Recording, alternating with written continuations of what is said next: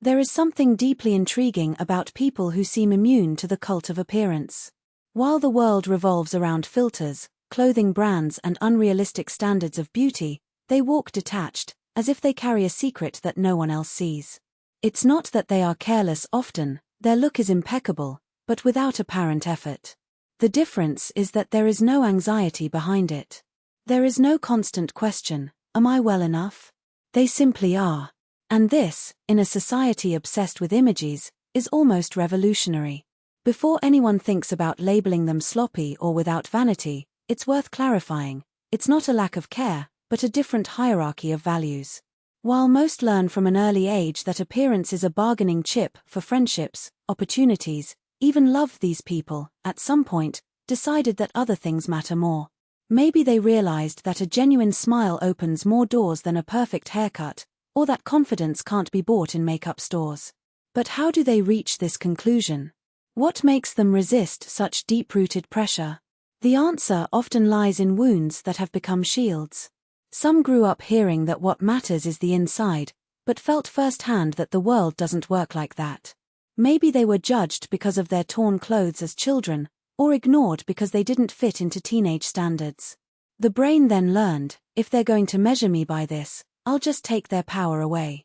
And so, appearance becomes neutral territory, almost invisible. Not out of disdain, but out of self-preservation. Others, in contrast, were so praised for their beauty that they learned the weight of that burden early.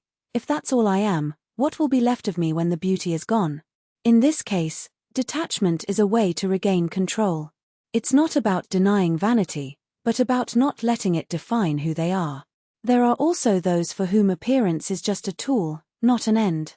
These are the guys who wear the same shirt for years not out of laziness, but because they have more pressing things occupying their mind, a project, a passion, a cause. For them, time spent in front of the mirror is time stolen from what really matters. It's not that they don't like dressing up, it's just that energy is finite, and they prefer to invest it where the reward is deepest. This mentality, in fact, reveals something fascinating. True confidence does not come from looking in the mirror and liking what you see, but from not needing the mirror to feel complete. But it would be naive to romanticize this detachment too much. In some cases, it hides armor. People who have been bullied for their appearance, for example, may develop forced indifference. I don't care about that as a defense mechanism against the pain of not being accepted. Others, after years of trying to fit in, simply gave up the battle, not out of inner peace, but out of exhaustion. In these situations, not calling is less of a choice and more of a disguised surrender. The subtle difference is in the look. Those who have really overcome the issue of appearance do not ignore the issue, it just doesn't give you power. The most curious thing is that, ironically, these people often stand out precisely because they don't try. In a sea of filtered faces and rehearsed poses, those who don't play the game unintentionally attract attention. It's no wonder that many artists, philosophers, and innovators throughout history have been known for their sloppy style. Einstein with his tousled hair, Steve Jobs with his black t-shirt uniform. Genius is sometimes too busy to worry about the superfluous. And that, more than any outfit or haircut, is what makes them memorable. If you recognize yourself in this text, no, you are not strange, nor lazy, nor outside the norm. You simply understood, before most, that appearance is just the cover of a book and that the best books don't need golden covers to be valuable. The world may continue to revolve around likes and standards, but you have already discovered an ancient secret. True elegance is not in what you wear, but in what you carry inside. And that, no fashion trend will ever be able to buy. If this reflection made sense to you, comment here. What really matters in your life besides appearance? Share with those who need to hear that it's okay not to follow the crowd. And if you want more content that goes beyond the obvious, turn on notifications, because we always have more to talk about. Until next time, and remember, you are much more than a reflection in the mirror. Continuation of the original text, expanded with engagement techniques. What if I told you that your disorganization is actually a system of priorities that only you understand? Think about it. While the world wastes hours choosing filters for photos, adjusting colorful calendars, or poring over outfits for events that no one will remember a week from now, you are too busy creating things that last. Einstein wasted no time straightening his hair when he was unraveling the theory of relativity. Steve Jobs didn't worry about the variety of his wardrobe as he reinvented the way the world communicates. And you? What are you building while others are polishing the varnish? There is a silent rebellion in those who refuse the script. You're not sloppy, you're selective. You're not lazy, you're a strategist. While most people spend energy on performing a perfect life, you invest in what really moves the needle: ideas, true connections, work that makes a difference. Your mess is, in fact, a mental map that only geniuses understand.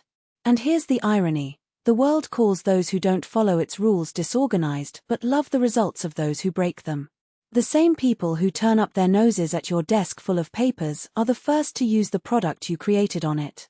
Those who criticize your lack of dress code are the ones who most consume the content you produce in your pajamas. Society loves innovators, but hates the disorder that creates them. And that, my friend, is the greatest compliment you could ever receive. But be careful, this is not an excuse for purposeless chaos.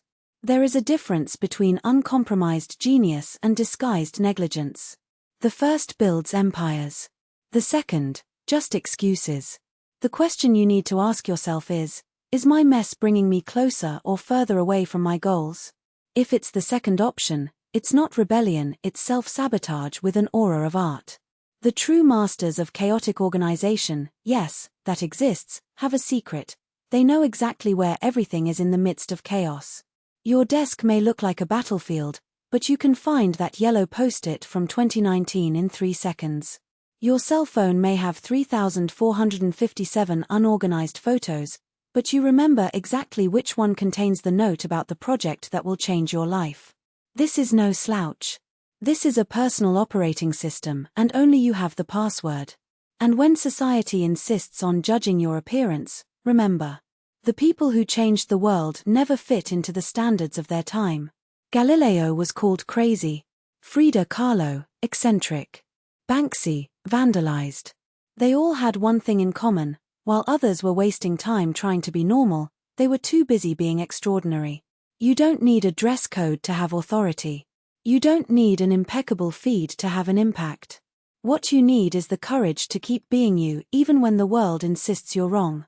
Now tell me, Small Blue Diamond, when was the last time someone judged you for not following a standard, and you proved them right? Small Blue Diamond, what do you achieve when you stop wasting time on what doesn't matter? Small Blue Diamond, what's your genius mess? I want to know, comment below. And if this text made you feel less strange and more powerful, share it. Who needs to hear this today? Because the world already has too many people like you. What's missing is more people like you. Turn on notifications so you don't miss the next insights. I promise none of them will be about folding socks. Until next time, revolutionary. Rocket. P.S. If you saved this text to read later, stop everything and read it now. Because life is too short to leave important things for when there is time. And you, yes, you are important. The world is full of people who fit into boxes. And you? Have you ever noticed how society loves to label? You are very intense, you are very quiet, you are very different. As if there were an instruction manual for human beings, and what fell out of line was a factory defect. But here's the truth that no one tells you: the people who change the world are precisely those who refuse to fit into any box. Think of the geniuses who challenged the status quo: Frida Kahlo, who turned pain into art and made their imperfect body a symbol of resistance. Steve Jobs, expelled from his own company for being difficult to deal with, but who revolutionized technology because he believed more in his vision than in the rules. Malala, who at 11 years old already knew that the girl's silence was a prison and decided to break it, even under threat of death. They all had something in common: while the world insisted on saying you're wrong, they were busy proving that it was the world's mistake. The trap of normalcy, and why you shouldn't want to belong to it. We grow up hearing that being normal is safe. Don't attract attention, don't be exaggerated, be like everyone else. But here's the problem: normalcy is an illusion. It changes according to the time, the culture, the social group. What was normal 50 years ago is now considered absurd. And what is normal today will be ridiculed in 20 years. Normality is just what the majority have accepted without question. And most, my friend, are not here to innovate. Most are here to heavy checkmark follow trends, even if they don't make sense. Heavy checkmark repeat patterns, even if they are broken. Heavy checkmark avoid conflicts, even if it means betraying yourself. But you weren't born to be in the majority. You were born to be the exception that proves the rule. The price of being you, and why it's worth every penny. Of course, being different has a cost. You are being misunderstood, because people will judge your choices based on their own fears. Being excluded, because groups are formed around similarities, not singularities. Being tested, because the world loves to try to bend those who don't bend. But here's the secret, all that price is actually the investment for something much bigger. Every time someone calls you weird, you're one step closer to finding your tribe, those people who will celebrate you for exactly what others criticize. Every time they exclude you for not following the rules, you are freeing up space in your life for opportunities that only come to those who dare. Every time they test you, you are strengthening your self-confidence muscles, because those who can handle pressure become diamonds. The question is not, why am I so different? The question is, what can I do with this difference that no one else can? Your weirdness is your superpower, and the world needs it. Do you think Elon Musk wasn't called crazy when he talked about colonizing Mars? That Beyoncé didn't hear that she was arrogant for demanding excellence? That Einstein didn't get bad grades in school because he questioned too much? Every genius was first an outsider. Every leader was first a rebel. Every innovator was first an outlier. It's intensity. It's what will make people remember you in a room full of monotonous voices. Your stubbornness.